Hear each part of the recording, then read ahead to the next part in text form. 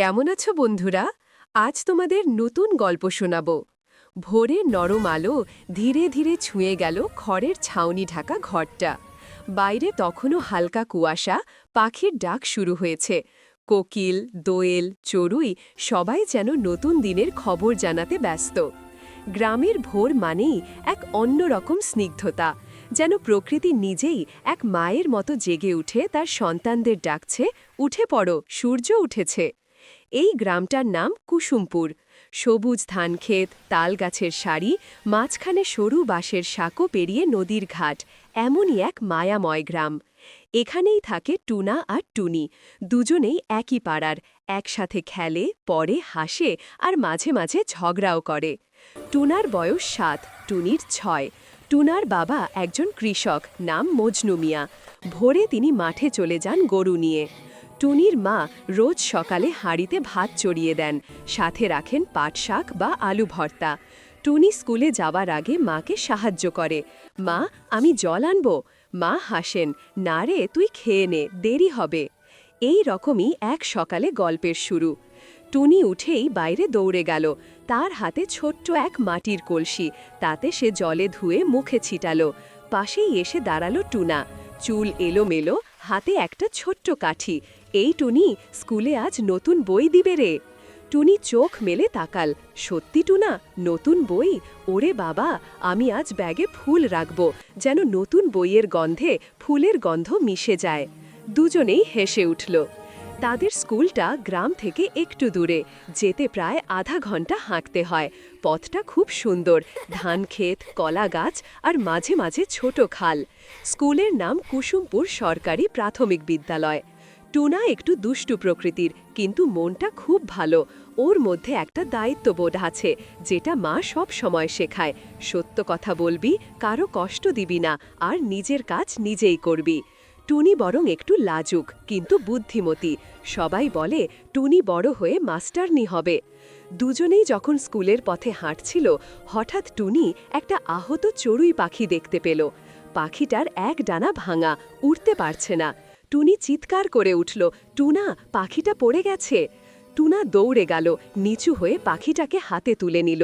ওদের চোখে যেন পৃথিবীর সব দয়া জমে গেছে। টুনি বলল, ওকে আমরা বাঁচাবো, ঠিক তো? টুনা মাথা নাড়ল, হ্যাঁ, কিন্তু এখন স্কুলে দেরি হবে না তো? টুনি একটু ভেবে বলল, না, আমি ওকে পাতার ঝুড়িতে রাখি, ক্লাসের পরে নিয়ে যাব হেলেন আপার কাছে। উনি জানেন কিভাবে পাখিকে সুস্থ করতে হয়। এইভাবেই ছোট্ট দুই শিশু এক অজানা জীবের প্রতি দয়া আর ভালোবাসা দেখায়, যা তাদের চরিত্রের আসল সৌন্দর্য। স্কুলে পৌঁছে ওরা পাখিটাকে গাছের ছায়ায় রেখে যায়, যেন রোদ না লাগে। তারপর দৌড়ে ক্লাসে ঢোকে। আজ নতুন বই দিবে, তাই সবার মুখে হাসি। টুনা ক্লাসে বসে জানালার বাইরে তাকিয়ে দেখে পাখিটা নড়ছে। মনে মনে ভাবে, ও যদি আবার উড়তে পারে, তাহলে আজকের দিনটা সবচেয়ে সুন্দর হবে। শিক্ষক আসেন, সবার নাম ডাকেন, তারপর টেবিলে বড় বড় প্যাকেট থেকে নতুন বই বিলি শুরু করেন। বইয়ের মলাটে রঙিন ছবি, ধানক্ষেত, নদী, ফুল, পাখি। টুনি বই হাতে নিয়ে গন্ধ শোকে। নতুন বইয়ের গন্ধটা কেমন সুন্দর, তাই না টুনা? টুনা হেসে বলে, হ্যাঁ, এটা যেন নতুন স্বপ্নের গন্ধ। দুপুরে স্কুল ছুটি হলে তারা আবার যায় পাখিটার কাছে। দেখল পাখিটা একটু নড়ছে, চোখ খুলেছে। টুনি তার ব্যাগ থেকে রুটি বের করে ছোট ছোট টুকরো করল। পাখিটা খেতে শুরু করল। টুনা আনন্দে বলে উঠল, দেখ টুনি, এটা বাঁচবে। দুজনের চোখে আনন্দের অশ্রু। তাদের এই ছোট্ট কাজটাই শেখাচ্ছে, দয়া মানে শুধু কথা নয়, কাজেও দেখাতে হয়। সন্ধ্যায় টুনা বাড়ি ফিরে মাঠে গরু আনতে সাহায্য করে। টুনি মাকে সাহায্য করে ভাত রান্নায়। পুকুর ঘাটে সূর্যের আলো পড়ে লালচে হয়ে গেছে।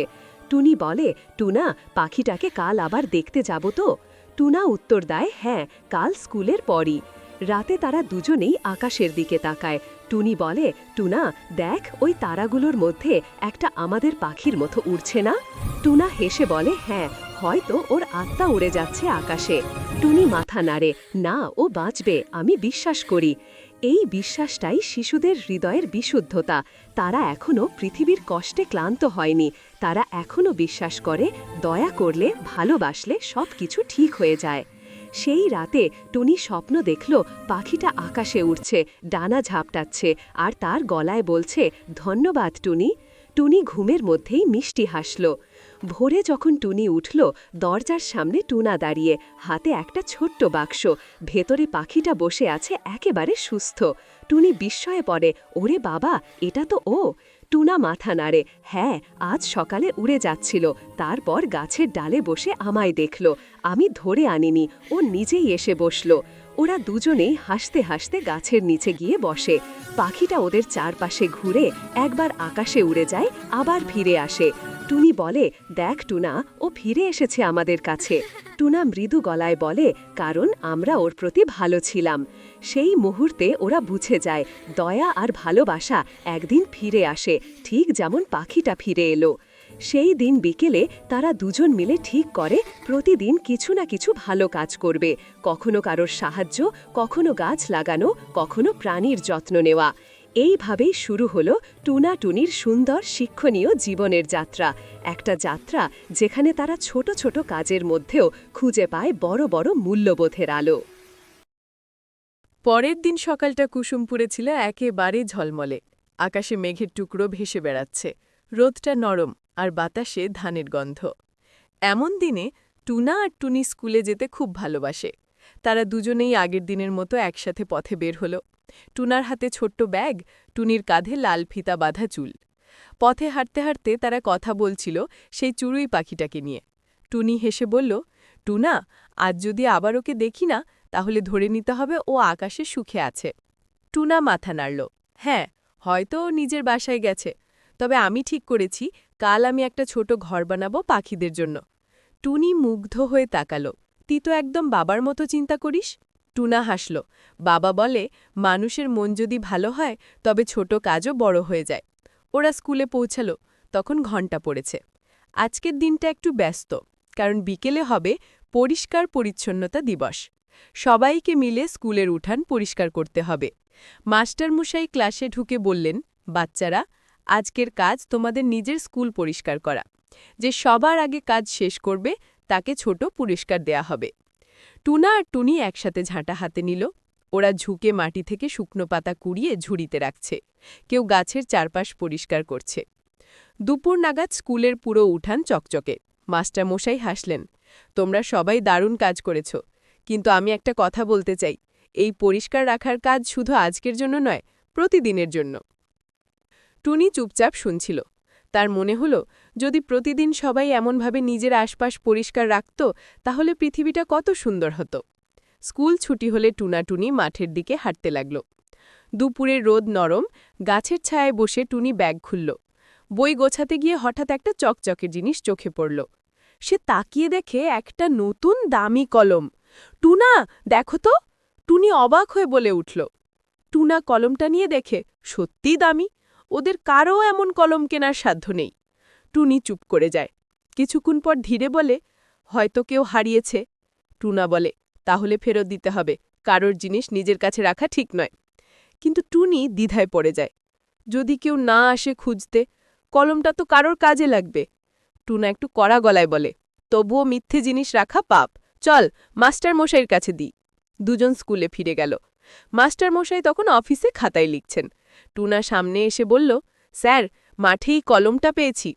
স্যার কলমটা হাতে নিয়ে হেসে বললেন, তোমরা ঠিক কাজ করেছ, এটা রশিদের কলম। আজ সকালে ও কান্না করছিল, বলেছিল কলমটা হারিয়ে গেছে। ঠিক তখনই রশিদ ক্লাস থেকে দৌড়ে এলো। ওদের সামনে এসে হাত জোর করে বলল, ধন্যবাদ টুনা টুনি, আমি ভেবেছিলাম কলমটা চিরদিনের জন্য হারালাম। মাস্টারমশাই গম্ভীর মুখে বললেন, এই হল সততা। টুনা আর টুনি যা করেছে সেটাই সত্যিকার শিক্ষা। কেউ না দেখলেও ভালো কাজ করতে জানতে হয়। রশিদ কৃতজ্ঞ চেহারায় বলল, আমি তোমাদের বন্ধু হয়ে যাব। টুনা হাসল, আমরা তো আগে থেকেই বন্ধু, এখন শুধু সেটা একটু বড় হলো। দিনটা কেটে গেল হাসি আনন্দে। বিকেলে টুনি নদীর ধারে বসে সূর্যাস্ত দেখছিল। টুনা পাশে এসে বসে বলল, তুই জানিস টুনি, আজ আমি ভেবেছিলাম যদি আমরা কলমটা রেখে দিতাম তাহলে আমাদের বুকের ভেতর খারাপ লাগত। টুনি মাথা নাড়ল, হ্যাঁ সত্যি, মনে হয় ভেতরে একটু ভার পড়ত, এখন মনটা হালকা। ঠিক তখনই টুনার বাবা মাঠ থেকে ফিরে আসছিলেন। তিনি দেখে বললেন, কিরে এত চুপ কেন? টুনি হেসে বলল, কিছু না কাকা, আজ আমরা একটা ভালো কাজ করেছি। মজনু বিয়া হেসে বললেন, ভালো কাজ করলে মুখে আলো ফুটে ওঠে, আমি সেটা দেখতে পাচ্ছি।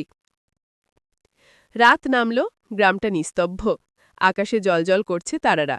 টুনি বারান্দায় বসে মাকে বলল, মা, ভালো কাজ করলে কেন মন ভালো লাগে? মা মৃদুবালায় উত্তর দিলেন, কারণ সৎ কাজ মানুষের অন্তরকে পরিষ্কার করে তোলে, যেমন বৃষ্টি মাটিকে করে উর্বর। টুনি ভাবল, বৃষ্টির মতো যদি ভালো কাজ সবার জীবনে ঝরে পড়ত, তাহলে কেউ মিথ্যে বলতো না, কেউ কষ্ট দিত না। পরের দিন সকালে টুনা আর টুনি স্কুলে গেল আগের মতো। কিন্তু আজ মাস্টারমশাই তাদের সামনে ডেকে বললেন, গতকাল যে সততা দেখিয়েছ, সেই জন্য তোমাদের আমি এই ছোট্ট পুরস্কার দিচ্ছি। দুজনের হাতে দিলেন একটা ছোট্ট নোটবুক, তাতে লেখা, সততা হল মানুষের সবচেয়ে বড় সম্পদ। টুনি বইটা বুকের কাছে চেপে ধরল, ওর চোখে পানি এসে গেল, কিন্তু সেটা ছিল আনন্দের অশ্রু। টুনা পাশে দাঁড়িয়ে বলল, এই বইটা আমরা দুজনেই রাখব, কিন্তু তাতে লিখব প্রতিদিনের ভালো কাজ। সেই দিন থেকে তাদের নতুন অভ্যেস শুরু হলো। প্রতিদিন রাতে তারা একটি করে ভালো কাজ লিখে রাখে, যেমন, আজ আমি বৃদ্ধাকে রাস্তা পার করিয়েছি, আজ আমি মাকে কাজ করতে সাহায্য করেছি, আজ আমি মিথ্যে বলিনি। তাদের ছোট্ট নোটবুক ধীরে ধীরে ভরতে উঠল সত্য, দয়া আর ভালোবাসার গল্পে। একদিন গ্রামের স্কুলে বড় এক প্রতিযোগিতা হল সত্যবাদিতা বিষয়ক গল্প লেখা। টুনি লেখে তাদের নিজের অভিজ্ঞতা, একটি কলমের গল্প। গল্পটা সবাইকে ছুঁয়ে গেল। মাস্টারমশাই পড়ে শোনালেন আর শেষে বললেন, সত্যিকারের নায়ক হরা তারা, যারা ছোট কাজে বড় শিক্ষা দেয়। টুনা টুনি তখন একে অপরের দিকে তাকিয়ে মিষ্টি হাসল। তারা বুঝে গেল, সততা মানে শুধু সঠিক কাজ করা নয়, বরং মন থেকে সত্যকে ভালোবাসা। বিকেলে যখন স্কুল থেকে ফিরছিল, হঠাৎ হাওয়া বয়ে গেল ধানক্ষেতের উপর দিয়ে। টুনি বলল, দেখো টুনা, বাতাসও আজ গাইছে, সত্যই সুন্দর। টুনা মাথা নাড়ল, হ্যাঁ টুনি, সত্যিই সুন্দর, আর সেই সত্যের পথে আমরা সবসময় হাঁটব। দুজনে হাত ধরে হাঁটতে লাগল দূরের সূর্যাস্তের দিকে, যেখানে আকাশ লালচে আর পাখিরা ঘরে ফিরছে। তাদের পথ লম্বা, কিন্তু মন ভরা আলোয়, কারণ তারা জানে, যে মানুষ সত্যের পথে হাঁটে তার পা কখনো অন্ধকারে ডোবে না। কুসুমপুরের দিনগুলো এখন যেন আরও ব্যস্ত, আরও মিষ্টি। বর্ষা শেষ হয়ে গেছে, মাঠে সোনালি ধানের শীষ দুলছে, বাতাসে একরাশ খুশির গন্ধ। কিন্তু টুনা আর টুনির জীবনে এখন এক নতুন অধ্যায় শুরু হয়েছে, পরিশ্রম ও স্বপ্নের। একদিন সকালে মাস্টারমশাই ক্লাসে ঢুকে বললেন, বাচ্চারা, এবারের বার্ষিক পরীক্ষার আগে একটি বিশেষ প্রতিযোগিতা হবে। নিজে করো, নিজে শেখো। সবাইকে কিছু বানিয়ে দেখাতে হবে, যা নিজের হাতে তৈরি। ক্লাসে ফিসফিসানি শুরু হলো। কেউ বলল, আমি পুতুল বানাবো, কেউ বলল, আমি ফুলের ঝুড়ি। টুনি তখন টুনার দিকে তাকিয়ে বলল, আমরা একসাথে কিছু করব না? টুনা হাসল, অবশ্যই করব, কিন্তু কি? টুনি একটু ভেবে বলল, আমরা একটা ছোট্ট গ্রাম বানাবো, খড়, মাটি আর কাঠ দিয়ে। তাতে থাকবে ঘর, গাছ, পুকুর আর স্কুল। টুনার চোখ জ্বলে উঠল, বাহ, দারুণ তো! আমরা নাম রাখব আমাদের কুসুমপুর। দুজনই সিদ্ধান্ত নিল, প্রতিদিন স্কুল শেষে একটু একটু করে কাজ করবে। প্রথম দিন তারা মাঠ থেকে শুকনো খড়, কিছু কাঁকড় আর পাতলা কাঠ কুড়িয়ে আনল। টুনি বলল, আমি ঘর বানাবো, তুই পুকুর বানাস। টুনা মাটি খুঁড়ে ছোট একটা খাল তৈরি করতে শুরু করল। সে গামছা দিয়ে ঘাম মুছতে মুছতে বলল, টুনি, এই কাজটা যত মজা তত কষ্টও আছে। টুনি মৃদু হেসে উত্তর দিল, কষ্ট না করলে কিছুই সুন্দর হয় না টুনা। ধীরে ধীরে ছোট্ট সেই গ্রামের রূপ ফুটে উঠতে লাগল। একদিন তারা গাছ বানালো, আরেকদিন পুকুরে নীল কাগজ বিছিয়ে জল দেখানোর চেষ্টা করল। টুনি ফুল বানাতে রঙিন কাগজ কেটে কেটে হাত ব্যথা করে ফেলল, তবুও হাসছে। টুনা বলল, তুই এত কষ্ট করছিস কেন? টুনি উত্তর দিল, কারণ আমরা আমাদের গ্রামের স্বপ্ন দেখছি টুনা। স্বপ্ন সুন্দর হলে পরিশ্রম কষ্ট দেয় না টুনা। ওদের বাড়িতেও এখন সবাই উৎসাহ দিচ্ছে। টুনার বাবা বললেন, দেখিস, এই কাজ তোর চরিত্র গড়ে দেবে। যা কিছু করবি, মন দিয়ে করবি। টুনির মা হেসে বললেন, বাবু, তুই তোর ছোট্ট গ্রামে একটা ফুল গাছ রাখবি, যেন ওর গন্ধে সারা দুনিয়া ভরে যায়। দিনের পর দিন, বিকেলের পর সন্ধে কাজ চলতে থাকল। কিন্তু হঠাৎ একদিন বিপত্তি ঘটল। সেই রাতে ঝড় উঠল। প্রচণ্ড বাতাসে টুনাটুনির তৈরি ছোট্ট গ্রাম ভেঙে গেল। ঘর উল্টে পড়ে, গাছ উড়ে গেল, পুকুরের কাগজ ছিঁড়ে গেল। সকালে তারা স্কুলে গিয়ে দেখে সব শেষ। টুনি চুপচাপ দাঁড়িয়ে রইল, চোখে পানি জমছে। টুনা কাছে এসে বলল, কাঁদিস না টুনি, আমরা আবার বানাবো। টুনি মাথা নাড়ল। না টুনা, এখন আর সময় নেই, প্রতিযোগিতা পরশুদিন। টুনা কিছুক্ষণ চুপ করে রইল, তারপর দৃঢ় গলায় বলল, আমরা যদি হাল ছেড়ে দিই তাহলে পরিশ্রমের মানে কি থাকে? চল আমরা আবার শুরু করি, আজ রাতেই। সেই রাতে দুজন একসাথে বসল টিনের বাতির আলোয়। চারিপাশে নিস্তব্ধতা, শুধু পোকামাকড়ের শব্দ। টুনি বলল, আমাদের পুকুরটা এবার বড় করব, যেন দেখতে আরও বাস্তব লাগে। টুনা বলল, আমি ঘরের ছাদটা মজবুত করব, ঝড়ে যেন আর না উড়ে যায়। তাদের হাত ব্যথা হচ্ছিল, চোখে ঘুম ছিল না, কিন্তু মনে জেদ। টুনা বলল, আমরা পারব টুনি, শুধু মন হারাবি না। টুনি মিষ্টি হেসে বলল, আমি কখনো হারি না টুনা, কারণ আমার পাশে তুই আছিস। সকালের আলো পড়তেই ছোট্ট সেই কুসুমপুর আবার তৈরি হয়ে গেল, আগের থেকে সুন্দর, শক্ত আর নিখুঁত। গাছগুলো ঠিকঠাক, ঘরগুলো সুন্দর, আর পুকুরে প্রতিফলিত হচ্ছে আকাশের রং। পরের দিন স্কুলে সবাই অবাক। মাস্টার মশাই ঘুরে ঘুরে দেখলেন, বললেন, দেখো বাচ্চারা, শুধু হাত দিয়ে নয়, মন দিয়ে কাজ করলে এমন সৌন্দর্য তৈরি হয়। টুনাটুনির চোখে তখন শুধু হাসি নয়, গর্বও। তাদের ছোট্ট পরিশ্রম যেন জীবনের এক বড় শিক্ষা দিয়ে গেল। যে পরিশ্রম করে সে হার মানে না। প্রতিযোগিতার ফল ঘোষণার দিন এলো। স্কুলের মাঠে সবাই জড়ো হয়েছে। টেবিলের উপর সারি সারি করে রাখা আছে নানা রকম কাজ। কেউ বাঁশ দিয়ে বানিয়েছে পাখি, কেউ রং করেছে গ্রামের দৃশ্য। কিন্তু সবার চোখ পড়ল টুনাটুনির আমাদের কুসুমপুরের দিকে। মাস্টার মশাই মঞ্চে উঠে বললেন, প্রথম পুরস্কার পাচ্ছে টুনা ও টুনি তাদের কুসুমপুর প্রকল্পের জন্য। তারা শুধু একটি সুন্দর গ্রামই বানায়নি, বানিয়েছে অধ্যবসায় আর একতার গল্প। তাদের নাম ঘোষণার সঙ্গে সঙ্গে মাঠে করতালি পড়ল। টুনাটুনি একে অপরের দিকে তাকিয়ে হাসল। টুনি ধীরে বলল, টুনা, আমাদের সব কষ্ট সার্থক হল। টুনা মাথা নাড়ল। হ্যাঁ, কারণ আমরা হাল ছাড়িনি। বাড়ি ফিরে টুনা বাবার পায়ে হাত রাখল। মজনু মিয়া বললেন, বাবা, এই পুরস্কার যতটা তোমার, ততটা তোমার পরিশ্রমের সম্মান। মনে রাখবি জীবনে, যখনই কিছু ভেঙে পড়বে তখন নতুন করে গড়ে তুলবি। টুনি রাতে মায়ের কোলে শুয়ে বলল, মা, পরিশ্রম করলে সত্যিই ফল মেলে? মা মৃদু হেসে উত্তর দিলেন, হ্যাঁ রে মা, পরিশ্রম মানে বীজ বোনা, আজ না কাল তার ফল একদিন ফুটবেই। আকাশে চাঁদ উঠেছে। টুনাটুনি বারান্দায় দাঁড়িয়ে সেই চাঁদ দেখে মৃদু স্বরে গান ধরল, পরিশ্রমের অ্যালয় জলে মন, স্বপ্ন জাগে প্রতিক্ষণ।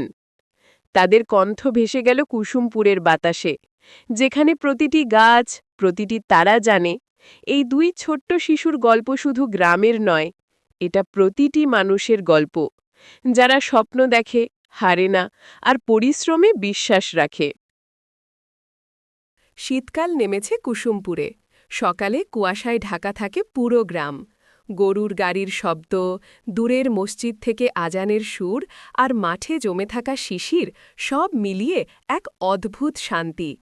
এই শান্তির মধ্যে এখন টুনাটুনি একটু বড় হয়েছে, কিন্তু মনটা রয়ে গেছে আগের মতোই সাদা, স্বচ্ছ আর দয়ায় ভরা।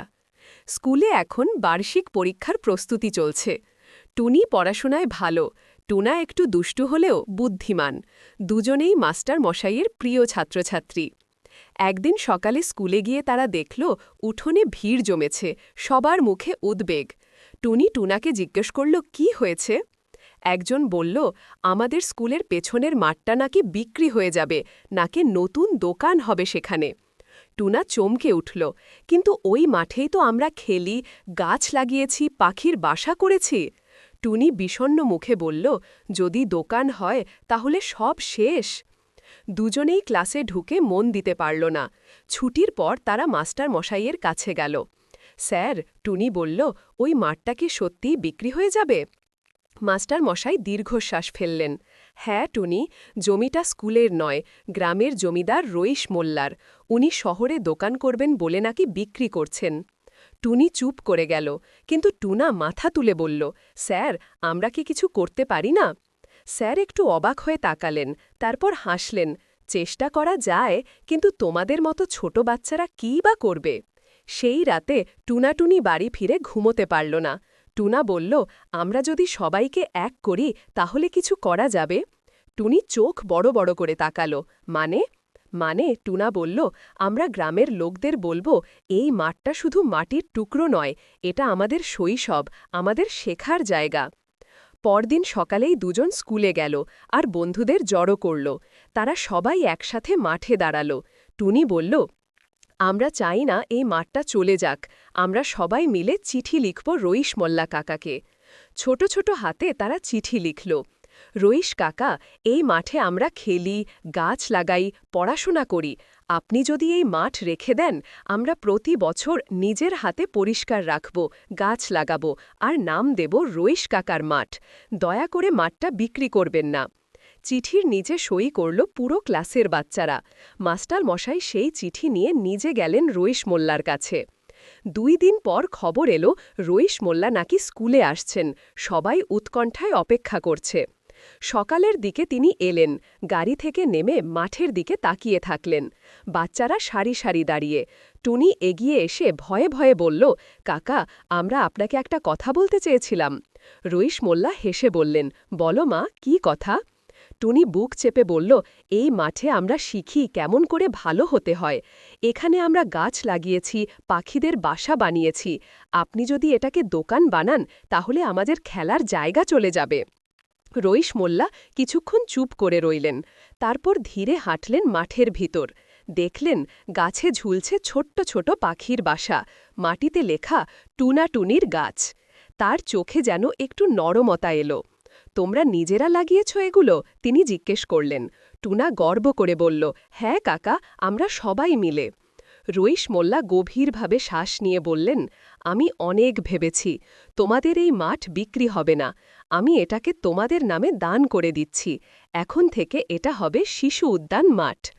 বাচ্চারা চিৎকার করে উঠল আনন্দে। টুনি দৌড়ে টুনাকে জড়িয়ে ধরল। আমরা পেরেছে টুনা।